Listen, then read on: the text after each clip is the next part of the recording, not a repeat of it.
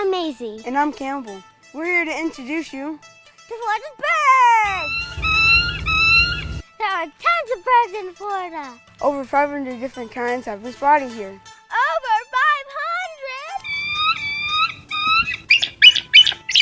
500! Florida has pelicans. They eat a lot of fish.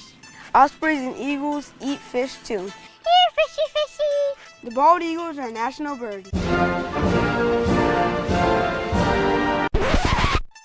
There are over 1,000 eagle nests in Florida. Eagle nests are as big as a car.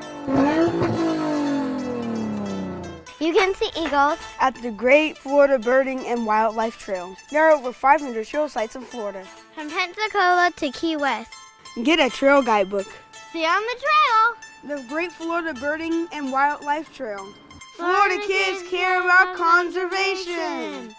Looking for family-friendly things to do on the trail? Ask an adult to visit FloridaBirdingTrail.com and click Trip Planning.